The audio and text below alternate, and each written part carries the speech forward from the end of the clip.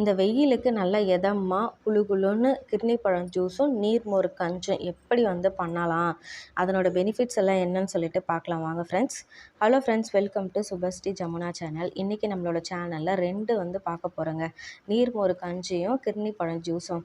நீர்மோர் கஞ்சி நம்ம நைட்டு சாதத்தை தண்ணி ஊற்றி வச்சுட்டு காலையில் அதில் நல்லா ஃபஸ்ட்டு கையை போட்டு நல்லா கரைச்சிட்டு தான் உப்பு தயிர் அதுக்கப்புறமா போட்டு நம்ம கரைக்கணும்.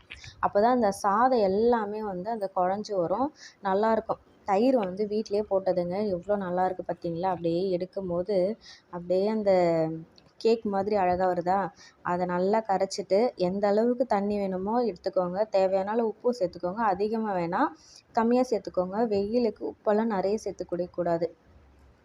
இதில் கொஞ்சமாக குட்டி குட்டியாக வெங்காயம் கட் பண்ணி போட்டுக்கினேன், கொஞ்சம் மாங்காய் போட்டு நம்ம குடிக்கும்போது அப்படி இருக்கும். அவ்வளோ ஒரு சுகமாக இருக்குன்னு தான் சொல்ல முடியும். இதை குடித்து பார்த்து ஃபீல் பண்ணுறவங்களுக்கு தாங்க தெரியும். இந்த மாதிரி குடிக்கும்போது நமக்கு டீஹைட்ரேஷன் ஆகாது, உடம்பும் சோர்ந்து போகாது, ரொம்ப நல்லாயிருக்கும், குளிர்ச்சியாக இருக்கும்.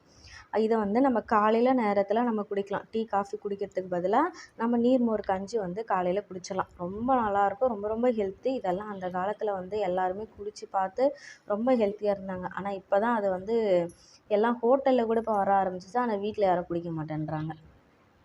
அடுத்தது நம்ம கிர்னி பழங்க. கிர்னி பழத்தோட பெனிஃபிட்ஸ் என்னென்னா, நீரிழிவு நோய்கள் இருக்கிறவங்க கூட சாப்பிட்லாங்க, ஒன்றுமே ஆகாது. அதாவது இந்த வெயில் காலத்தில் கண் எரிச்சல், கண்ணில் அந்த ரெட்டாக ஆகிறது, அந்த மாதிரி பிரச்சனை இருக்குது இந்த வெயில் காலத்துக்கு அப்படின்றவங்க கண்டிப்பாக இந்த கிர்னி பழம் ஜூஸு போட்டு நம்ம குடிக்கும்போது ரொம்ப குளிர்ச்சியாக இருக்கும்.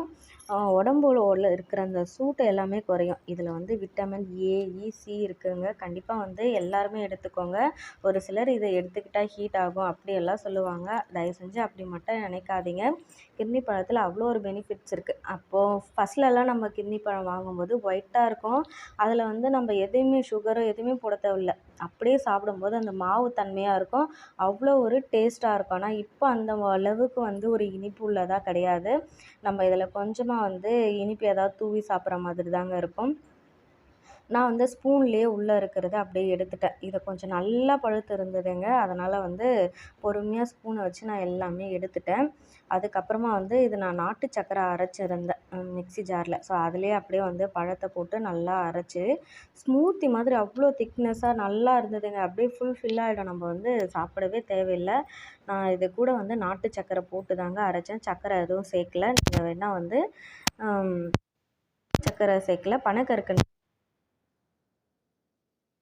டீ காஃபி எதை போடுறதா இருந்தாலும், பால் சுபாக்கு எது கொடுக்குறதா இருந்தாலும், ஜூஸ் கூட இந்த பனங்கற்கண்டு தான் போடுறது. வாங்கிட்டு வீட்டிலேயே மிக்சியில் போட்டு நல்லா தூளாகிடும். நம்ம ஜூஸு, காஃபி, பால் எல்லாத்துக்குமே போட்டுக்கலாம். நல்லா அரைச்சிட்டேன். கொஞ்சமாக தான் தண்ணி சேர்த்துக்கிட்டேன், நிறைய தண்ணி வேண்டாம் அப்படின்னு சொல்லிட்டு. நல்லா திக்காகவும் இருந்தாலும் நமக்கு பசிக்காது. நல்லா பாதாம் பிசணும். நான் அதுக்கப்புறம் சப்ஜா சீட்ஸ் இருக்குது இல்லைங்களா, அதையுமே சப்ஜா சீட்ஸ் எல்லாம் ஒரு 10 நிமிஷம் ஊற வச்சா போதும். பாதாம் பிசின்னு ஒரு ஓவர் நைட்டு நம்ம ஊற வச்சுட்டோம்னா சூப்பராக நல்லா ஊறிடும். ஆனால் பாதாம் பிசின்னு ஒரு 5 மணி நேரத்தில் நல்லா மிக்ஸ் பண்ணிவிட்டு நம்ம குடித்தோம்னா அவ்வளோ ஒரு சூப்பராக ரொம்ப நல்லா இருந்தது.